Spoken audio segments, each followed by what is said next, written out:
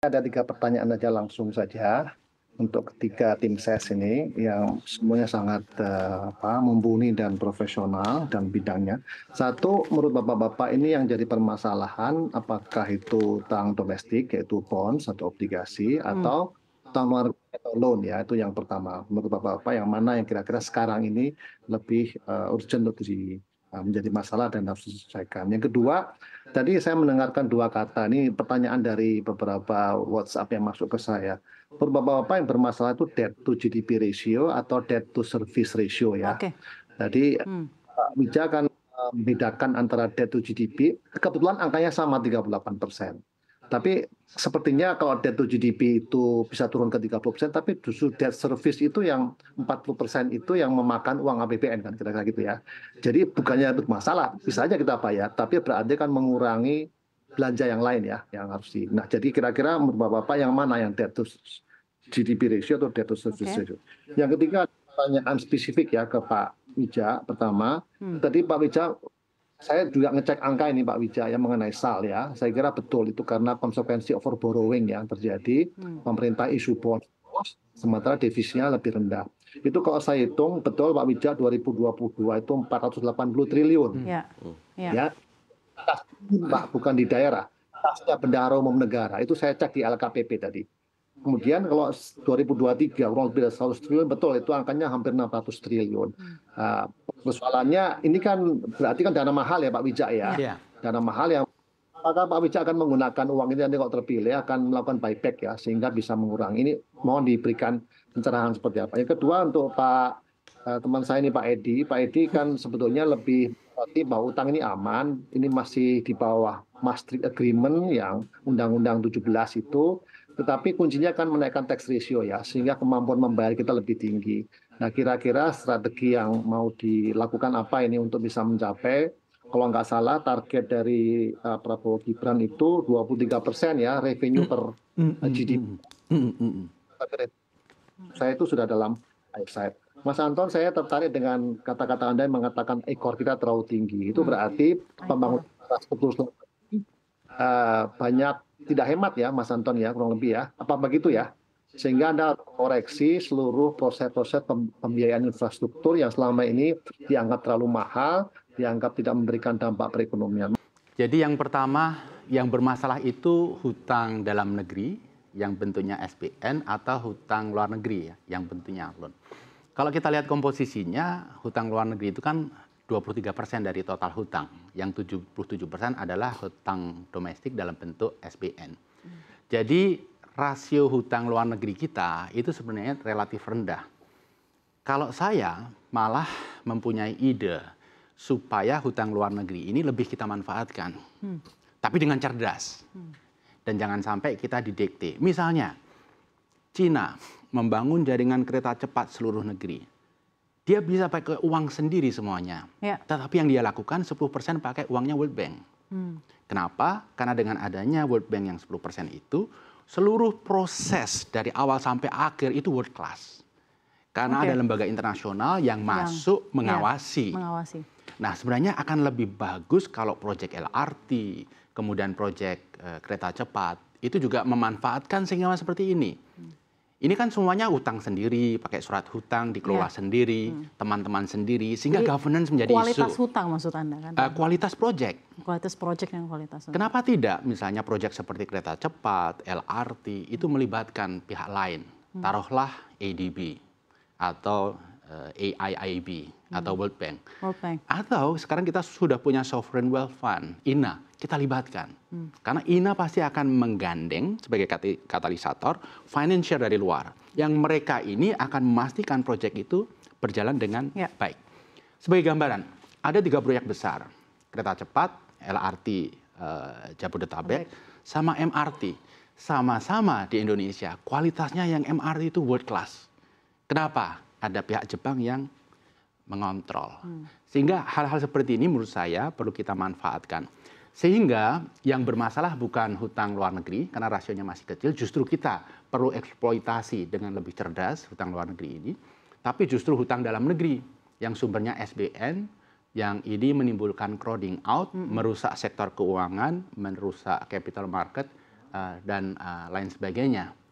Nah, kemudian yang kedua, yang krusial bagi kita itu debt to GDP ratio atau debt service ratio. Debt service ratio. Karena debt service ratio itu menggambarkan dari penerimaan negara itu berapa persen yang digunakan untuk nyicil utang dan nyicil bayar bunga. Nah, sekarang angkanya 38-39%. Ini sudah relatif tinggi. Standar internasional 30%. Itu dianggap angka yang tinggi. Di atas itu sudah lampu kuning, lampu merah. Nah, kalau kita ingin memperbaiki sovereign rating, hal-hal kayak gini harus kita pertimbangkan betul. Seringkali kita bertanya-tanya, kok kita ratingnya lebih rendah ya dari yang kita harapkan, lebih rendah dari negara tetangga. Ya. Karena hal-hal kayak gini kita lupa. Negara tetangga, debt to GDP rasionya memang lebih tinggi dari kita. Tetapi suku bunga mereka rendah. Banyak faktor, salah satunya manajemen hutangnya lebih baik. Yang disampaikan oleh Prof. Anggito tadi banyak benarnya. Jadi seringkali kita scheduling penerbitan hutang itu tidak kita planning dengan baik, sehingga seringkali buru-buru, kita kebanyakan menerbitkan hutang, kita buru-buru. Sehingga di market itu bukan rahasia umum. Ada orang, investor yang membeli di primary market, SBN, dengan yield 8,5%. Karena even di primary market dia sudah membeli at discount. Ini karena proses penerbitan yang tidak direncanakan dengan baik. Nah, efisiensi di area ini sangat menjanjikan. Sehingga siapapun yang memimpin nanti, kalau Amin sudah jelas, ini akan ditingkatkan. Kemudian yang bahkan dari project planning berarti ya Pak? Iya. Kemudian tentang SAL, saya rasa saya sependapat dengan Prof. Anggito, memang ini area di mana kita bisa efisienkan. Angkanya 600 triliun luar biasa. Karena dalam kondisi normal, 200 triliun saja sudah cukup SAL itu rata-rata. Jadi SAL tinggi ini karena kita seringkali tidak menerbitkan hutang dengan perencanaan yang baik. Wah, kita terbitkan dulu, siapa tahu nanti sulit, timbul masa sulit, sehingga kita menduluin yang lain gitu. Ternyata kebanyakan menerbitkan surat hutang. Jadi hal-hal seperti ini akan jadi fokus perbaikan ke depan menurut Amin. Sudah cukup menjawab berarti ya Pak ya untuk Prof. Anggito. Mungkin ada tanggapan tersendiri, tadi juga ada sedikit input dari Prof. Didi, silakan. Terkait skeptisisme tadi kan mengenai dalam hal pengelolaan. Oh, penurunan. Ya, menjadi 30%. Ya, sebenarnya gini, menjadi 30%, kalau penurunannya itu kita lakukan secara gradual, sebenarnya tidak akan terasa.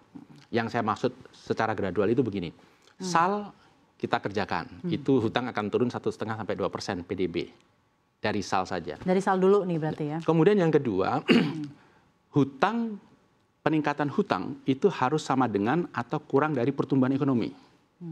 Kalau ekonomi tumbuh 5%, ya hutang 5% fine. Tapi kita harus ingat, PDB itu kan real, hutang itu nominal. Sehingga kalaupun kita bikin pertumbuhannya sama, sebenarnya hutang itu turun. Kenapa? Tergerus inflasi.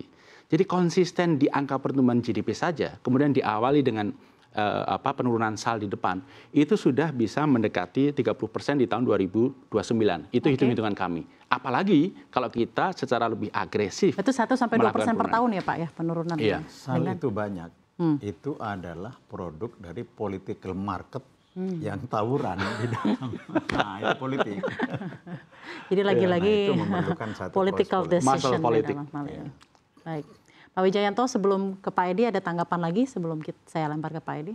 Barangkali silahkan teman-teman yang lain untuk melanjutkan. Pak Edi, tadi tanggapan dari Prof. Anggito mungkin dijawab terlebih dahulu sebelum nanti ada tanggapan yang general dari Prof. Didi, silahkan. Iya, baik. Ya, kembali lagi, saya kira kita semuanya sepakat di sini bahwa yang paling penting adalah debt service ratio ya. Kita kalau di korporasi kita kenal dengan yang namanya debt service capacity ratio, kemampuan kita untuk membayar hutang. Dan itu saya kira merupakan sebuah tolak ukur yang penting, kemampuan kita untuk membayar hutang yang setiap kali itu, setiap tahun itu ya memang secara rata-rata atau meningkat. Nah, saya kira itu tolak ukur yang perlu kita pegang ke depannya. Dan tidak hanya tentang kemampuan kita untuk membayar hutang, tetapi ya tentu di dalamnya itu kan ada bunga, cicilan. cicilan bunga yang kita bayar juga. Dan itu juga harus kita perhitungkan. Karena prinsipal dan bunga itu kadang-kadang berbayarannya sama, tetapi lebih sering kita membayar cicilan bunganya terlebih dahulu. Gitu. Jadi itu kita perhitungkan. Bagi kami yang penting itu bagaimana pendapatan negara kita itu bisa mencukupi pada saat kita sudah punya pandangan kapan harus membayar hutang, cash flow-nya ada. Gitu loh. Jangan sampai nanti cash flow tidak ada. Ya, dan itu menurut saya parameter yang sangat penting untuk kita pegang ke depannya, sehingga memang kembali lagi tadi kepada apa yang disampaikan oleh Pak Anggito, bagaimana kemampuan kita untuk kemudian bisa meningkatkan pendapatan negara. Ya. Saya kira pendapatan negara itu punya potensi dan peluang yang sangat tinggi untuk kita tingkatkan. Kalau kita bicara ekstensifikasi, ya kita lihat hari ini 30% dari 147 juta pekerja di Indonesia itu punya NPWP, yang lain belum. Ya. Gitu. Jadi kita masih bisa perluas, dan itu adalah potensi untuk kita mendapatkan tambahan wajib pajak. Intensifikasi hari ini yang ngaku sudah bayar pajak patuh, tetapi masih belum, sesungguhnya belum demikian, itu juga masih banyak. Gitu ya. Itu juga ada peluang lagi untuk kita tingkatkan. Jadi saya kira 1% saja peningkatan tax ratio terhadap GDP kita yang 21 ribu triliun, ya itu kan sudah 210 triliun, itu sudah tinggi sekali. Ya, jadi itu saya kira itu salah satu potensi untuk kita meningkatkan. Dari Prabowo Gibran mengenai tax ratio kan sebenarnya juga salah satu masalah yang cukup alot ya Pak ya, dan sudah berulang kali dibicarakan meningkatkan tax ratio. Dalam hal ini dari paslon nomor 2 apa ya sebenarnya titik krusialnya untuk menaikkan tax ratio kita? Ya, saya kira ini ya sekarang memang perlu penekanan. Salah satu yang memang kita sampaikan adalah kita mendirikan Badan Penerimaan Negara. Ya, jadi kita akan pisahkan pengelolaan keuangan negara dengan penerimaan negara. Jadi ada satu lembaga yang khusus mengurusi untuk penerimaan negara. Gitu. Ya, itu salah satu yang kita ingin sampaikan dan kita ingin fokuskan untuk pendirian Badan Penerimaan Negara yang memang akan kemudian terdiri dari unsur memang Dirjen Pajak, kemudian dari Bea Cukai, ya, termasuk juga putra-putra terbaik di sektor keuangan untuk bisa kita mendapatkan pendapatan negara yang lebih tinggi lagi dari aspek perpajakan. Memang perpajakan itu bukan suatu hal yang gampang, karena di satu pihak kita ingin meningkatkan rasio perpajakan kita, tetapi dalam pihak kita juga tidak ingin menakut-nakuti orang, sehingga akhirnya banyak menyembunyikan pajaknya, banyak tidak mengakui pembayaran pajaknya. Padahal yang perlu kita lakukan adalah sosialisasi bahwa justru pajak itulah yang membiayai semua aspek pembangunan, kesehatan, pendidikan, dan lain-lain. Ya. Nah, jadi saya kira itu juga merupakan bagian dari sosialisasi yang harus kita lakukan. Itu. Nah, terus kemudian juga mungkin yang saya ingin sampaikan di sini, tadi dijelaskan mengenai SAL yang begitu besar yang kita miliki sekarang. Itu mungkin juga ada bagian dari aspek front loading yang dilakukan. Kalau kita bandingkan dengan korporasi ya, Bank Indonesia dalam hal ini ketika kemudian atau Kementerian Keuangan ketika kemudian menerbitkan surat utang gitu ya, dan kemudian memperkirakan bahwa sekarang ini lebih baik kita terbitkan utang baru, pinjaman baru, karena mengantisipasi suku bunga naik atau ternyata terdapat kompetisi yang sangat ketat di antara negara-negara yang juga akan menerbitkan utang lain, kita harus dahulu karena ternyata di dalam perjalanan tidak demikian. Sehingga hari ini kita punya SAL yang sangat besar, gitu. Saya kira itu harus jadi KPI juga. Kalau di korporasi, itu bisa mengakibatkan kerugian negara, bisa mengakibatkan kerugian korporasi, gitu ya. Ya saya kira itu harus jadi KPI juga ke depannya. Jangan sampai nanti kita memiliki hal yang seperti ini, tetapi itu tidak ada tidak ada punishment yang jelas dalam hal ini. Saya kira ini juga harus jadi tolak ukur dan itu akan kita jadikan tolak ukur ke depannya. Gitu. Ya. Saya ingin tanggapan Anda mengenai tadi disampaikan Pak Wija, Pak Edi, gitu kan. Bahkan pengelolaan utang itu bisa dimulai dari project planning ya Pak ya, dalam hal ya siapa tahu kita bisa mengambil hutang dari pihak-pihak yang sekaligus bisa mengawasi bagaimana kualitas utang itu berdampak terhadap proyek dan tentunya nanti menjadi lebih produktif, lebih mudah lagi untuk kemudian membayar, cost of fund lebih efisien dan lain-lain. Bagaimana tanggapan Anda mengenai tanggapan Pak? Saya kira dengan rating Indonesia seperti ini dan Indonesia selama ini diakui sebagai negara yang mampu mengelola hutang dengan baik ya, dan ditambah lagi dengan berbagai proyek yang ditawarkan oleh Indonesia sangat menarik. Ya, saya kira kita mampu untuk menarik investor, menarik lembaga keuangan untuk memberikan kita pembiayaan yang sifatnya project based. yang kemudian pembayaran daripada cicilan dan bunganya itu dari proyek itu sendiri, bukan dari APBN, gitu ya. Nah itu bisa kita lakukan. Yang salah satu saya kira kebutuhan dana yang sangat besar selain infrastruktur tentunya adalah transisi energi. Transisi energi kita itu membutuhkan dana sampai dengan luar biasa besarnya. 1 tahun itu kalau kita hitung kebutuhan dana kita itu sampai dengan 14 miliar dolar, ya. Dan kita punya target untuk mencapai net zero emission itu tahun 2060 bahkan mau ditarik ke 2050. Ya. Betapa banyak yang hari ini pembangkit listrik yang berbasis fosil yang mau kita gantikan. Untuk mempensiunkan dini satu pembangkit listrik saja dibutuhkan kurang lebih 12-13 triliun. Nah, apalagi kalau kita punya sekarang 67% dari pembangkit listrik di Indonesia itu berbasis fosil. Itu harus kita gantikan dengan yang berbasis energi hijau. Investasi yang luar biasa untuk kemudian melakukan replacement, ya, itu membutuhkan dana luar biasa. Tetapi sekarang ini masih banyak negara-negara yang sangat concern bahwa Indonesia tertinggal dalam proses transisi energi sehingga mereka bersedia untuk memberikan pendanaan. Salah satunya yang kita lihat adalah JETP. Memang sekarang JETP agak tertatih-tatih, ya. Tapi saya kira banyak negara-negara, terutama mereka yang menjunjung tinggi masalah green energy, renewable energy yang mau memberikan pendanaan bagi kita. Jadi saya kira itu harus kita manfaatkan. Dan ini salah satu sektor saja ya pada saat transisi energi. Yang lain-lain juga ya. Banyak negara mengetahui bahwa salah satu problem terbesar di Indonesia adalah masalah logistik. Logistical cost kita di dalam ekonomi kita paling tinggi. Oleh karena itu ya banyak proyek infrastruktur, bandara, pelabuhan yang bisa didanai oleh pihak-pihak yang lain di luar pendanaannya itu membebani APBN. Oke. Pak Edi, ini juga sebelum ke Pak Anton, saya juga ingin Bapak menanggapi, ini menarik apa yang tadi katakan Pak Anton, utang publik 38%, tapi ada utang-utang private ya, dan utang-utang lainnya seperti BUMN dan lain-lainnya, ya utang 38% terhadap GDP, tapi ada utang-utang lain yang sebenarnya juga secara absolut menunjukkan sebenarnya rasio utang kita tuh begitu tinggi. Bagaimana menurut Anda dan bagaimana Paslon 02 memandang hal ini? Saya lihat itu hutang adalah hutang yang terasosiasi ya dengan pemerintah. Bukan hutang pemerintah, itu adalah hutang korporasi. Hutang yang ada misalnya di Waskita Karya, Adikarya, dan karya-karya yang lain. Hutang ada di PT Garuda Indonesia. Sepanjang pemerintah tidak menerbitkan jaminan pemerintah, itu adalah hutang korporasi. Yang kemudian pembayaran itu sepenuhnya menjadi tanggung jawab korporasi. Ada contingent liability pemerintah ketika pemerintah menerbitkan penjaminan di situ. Biasanya untuk proyek-proyek infrastruktur besar, dulu pemerintah menerbitkan jaminan, misalnya untuk pembangkit listrik ya, untuk proyek 10.000 megawatt waktu itu pembangunan pembangkit listrik itu ada jaminan dari pemerintah. Tetapi yang lain-lain itu sepenuhnya pure adalah hutang korporasi dan harus menjadi beban korporasi. Memang untuk perusahaan-perusahaan yang sifatnya PSO, Public Service Obligation, seperti misalnya Pertamina, PLN, apalagi PLN kita tahu bahwa PLN menjual listrik hari ini dengan harga rugi. Ya. Ketika PLN itu kemudian mengambil pinjaman, yang pinjaman itu tidak bisa dilunasi oleh PLN, tentu pemerintah akan stepping in melalui apa? Ya, melalui penyertaan modal negara. Gitu. Itu caranya. Tetapi hutang PLN tetap merupakan hutang korporasi. Obligasi PLN adalah obligasi yang merupakan kewajiban dari PLN, bukan negara. Jadi itu tanggapan Anda dalam hal ini. Baik, Pak Anton silakan Pak. Tanggapan dari Pak Anggito dan juga Pak Didik, silakan counternya Pak. Oke, saya mulai dengan yang ini dulu dah. Tentang ICOR ya, ditanyakan ya. ICOR yang tinggi menunjukkan inefisiensi di dalam melakukan pembangunan, di dalam melakukan kegiatan ekonomi kita, baik oleh pemerintah maupun oleh swasta.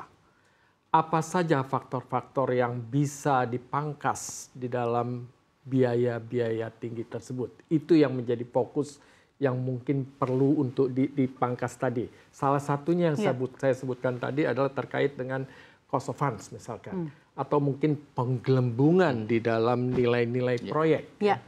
Sehingga disiplin di dalam dan pemahaman tentang proyek itu sendiri menjadi bagian yang penting untuk diketahui gitu. Dan dikuasai oleh siapapun yang mengontrol menjadi pengawas dari proyek tersebut. Dan bagian yang lain dari tingginya ICOR tersebut juga termasuk di dalamnya adalah berbagai macam pungli, pungutan, dan berbagai macam yang arahnya itu menyebabkan ekonomi biaya tinggi. Ini yang hendak dipangkas dan perlu dipangkas. Kalau bisa kita pangkas itu, tentunya nantinya gerak dari perekonomian sendiri akan bisa menjadi lebih cepat dan bisa menjadi lebih efisien. Dan produktivitas pun bisa menjadi lebih tinggi. Poin produktivitas yang lebih tinggi itu tadi menjadi bagian penting untuk mencapai apa yang tadi Pak Prof. Didi katakan soal memang susah.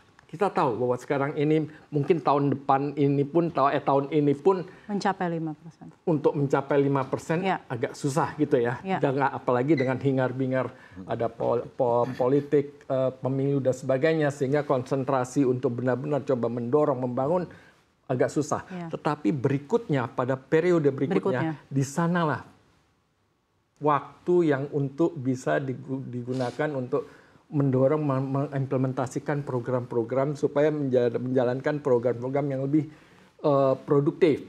Termasuk di dalamnya adalah penegakan hukum dan berbagai macam pungli-pungli tadi untuk mengikis biaya tinggi yang ada di dalam yang tercermin di dalam I-Core tadi gitu ya. Dan not to mention yang tadi yang soal kaitannya infrastruktur ya contohnya tadi ya. Soal penggabungan proyek dan sebagainya. Itu yang lainnya tentang debt to GDP ratio. Atau debt to service. Tentunya pasti masalah yang lebih perlu diperhatikan adalah pembayarannya. Dengan ruang fiskal yang makin sempit karena ada beberapa kewajiban yang harus dibayar termasuk pembayaran bunga hutangnya di samping dari pembayaran pokok pinjamannya itu yang menjadi bagian yang perlu diperhatikan benar gitu ya bahwa debt to GDP ratio-nya tinggi itu mungkin akan bisa sekali lagi bisa aja diturunkan nantinya pada saat kalau memang perekonomiannya itu bagus dan berjalan dengan produktif dengan growth yang bisa menjadi lebih tinggi, tentunya itu akan terkikis dengan sendirinya nantinya gitu ya. Saya nggak akan mau menggunakan istilah yang satunya lagi yang bahwa ada inflasi di situ. Janganlah kita menciptakan inflasi dengan itu untuk mengikis utang itu tadi ya, rasio tadi ya. Dari Pak Wijaya. Tetapi lebih kepada bagaimana peningkatan dari growth-nya itu sendiri ya.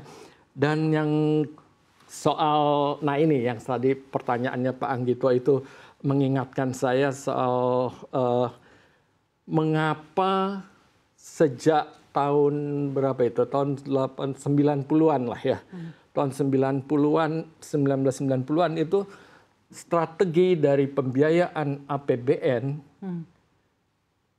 lebih mengarah pada menurunkan hutang bukan dalam bentuk yang bonds, tetapi 2000-an lah ya, terutama bonds baru muncul 2000-an, tapi bagaimana mengurangi hutang luar negeri, loan, yang terutama sekali pada saat di mana kita sudah mulai meningkat ke arah middle income country, di mana kita sudah tidak punya banyak akses lagi terhadap concessionary loans dengan bunga yang relatif lebih rendah. Nah ini kita mulai bergeser dan mencoba menurunkan di samping tentunya ada ekses negatif dari hutang-hutang yang loan yang dulu itu kita agak terikat. Ini yang mungkin salah satu yang bisa dikatakan bahwa kalau dulu itu minjam tuh harus import barang-barangnya dari tempat yang kita pinjami itu tadi, negara yang kita pinjami itu tadi. Nah ini yang kemudian dihindari, makanya yang lebih netral itu adalah yang bentuk-bentuk pinjaman domestik yang terutama sekali dengan munculnya bonds ya, obligasi itu menjadi salah satu bagian. Nah, saya mau komentar satu hal yang terkait dengan pertanyaan tentang peran dari role of the state sini, peran dari pemerintah.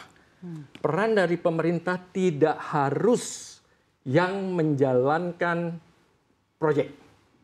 Proyek bisa dijalankan oleh luar. Sehingga tidak perlu harus dibiayai selalu oleh APBN. Sehingga tidak harus selalu meminjam hutang. Bagaimana kita membuat proyek-proyek tersebut supaya bisa menarik dilakukan oleh pihak-pihak yang lain, termasuk yang swasta, termasuk pembiayaannya. Dan pembiayaan pun tidak harus dalam bentuk hutang, tapi bisa di dalam bentuk equity. Ya, yang bisa untuk ininya. Nah, ini yang coba didorong. Kalau environment-nya untuk investasi itu diperbaiki, cost-nya coba diturunkan, ini yang akan bisa mengundang investor-investor baik dari luar maupun dari dalam negeri, itu akan membantu untuk mendorong melakukan proyek-proyek yang mungkin dibutuhkan. Memang kita akui ada beberapa proyek yang mungkin tidak terlalu commercial, tidak terlalu menarik mungkin untuk investasi. Nah, disitulah peran dari pemerintah yang untuk mungkin perlu masuk untuk masyarakat banyak, dia perlu masuk untuk melakukan pembangunan proyek-proyek itu. Jadi bukan semuanya langsung diambil oleh pemerintah atau oleh quasi government, BUMN misalkan, tetapi bisa diserahkan sana atau biarkan aja BUMN bekerjasama dengan yang lainnya, dan ada pola-pola financing baru yang mungkin harusnya bisa dikejar, dieksplor dalam kaitan dengan infrastruktur, blended financing, impact investing misalkan, ataupun kalau mau tadi dikaitkan dengan karbon, kita sebenarnya, nah ini terkait nantinya dengan diplomasi ekonomi kita kepada negara-negara maju yang memang menginginkan adanya dekarbonisasi. Kita punya sebegitu banyak aset hutan kita yang sebenarnya harusnya bisa bernilai untuk dikonversi, dimonetisasi supaya bisa menjadi bagian dari pembiayaan dari proyek-proyek yang ada gitu ya, baik oleh pemerintah maupun mungkin nantinya oleh swasta. Baik, sudah luar biasa jelas, Saya Pak. menikmati nih profesional ngomong ini. Tetapi saya punya tantangan. Singkat, Pak. Selain untuk mengembangkan PDB ekonomi tadi ada hambatan, saya skeptis tahun ini ya. Mungkin juga 2025. Saya skeptis teman-teman bertiga yang menggebu-gebu ini sebenarnya prasyarat untuk menuju ke sana itu nggak memadai. Tadi Mas Anton menyinggung state, bukan soal dia ngerjakan proyek atau tidak proyek. Environment state itu tidak memadai. Saya ambil contoh langsung ya. Mungkin sedikit berbeda dengan teman-teman lain. Pada waktu krisis COVID dan krisis 97, masih kecil ini. Safrina. 97 itu justru situasi itu memperburuk, bukan memperbaiki. Moral hazardnya itu kebuka sekarang luar biasa. COVID itu moral hazard. Coba di parlemen, tahun 2019 di akhir tahun, utang pokok ya kotor ya dengan pokok dengan bunga 640. Kemudian justru COVID ini menjadi kesempatan, state itu dalam arti pemerintah dan parlemen. Jadi kesempatan ya ada perpu dinaikkan jadi 1.200 triliun, ketok tidak 2 kali lipat. Tapi kemudian udah berkembang terus jadi hampir 1.700 utang pada tahun 2020 itu. Dan itu berfoya-foya di mana-mana. Dan tidak ada kontrol, tidak ada check and balances. Dan tahu nggak, negara politisi itu behaviornya adalah maximizing budget, maximizing teori maximizing budget. Jadi prasyarat untuk menuju ke sana itu nggak memadai. Ya, nanti saya ingin tanggapan. Jadi nanti itu mungkin hanya 40-30% tercapai. Dalam pandangan saya. Justru itu. Jadi political ekonomi harus dihitung sekarang, bukan kalkulasi ICOR saja. Justru itu makanya perlu persis sekali seperti yang dikatakan tadi bahwa environment ini harus diperbaiki. Berbagai macam korupsi dan sebagainya ini harus diperbaiki gitu. Dan kita akan coba berbicara mengenai hal itu di segmen terakhir, political and environmental, political will tentunya. Kalau boleh saya singgung, Bu Sri Mulyani bisa apa sekarang? Bisa nggak dia seperti dulu memperbaiki kondisi fiskal yang saya ingin tanggapan dari masing-masing paslon mengenai apa yang tadi disampaikan oleh Prof. Didik dan juga itu harus jadi perhatian kita, political will.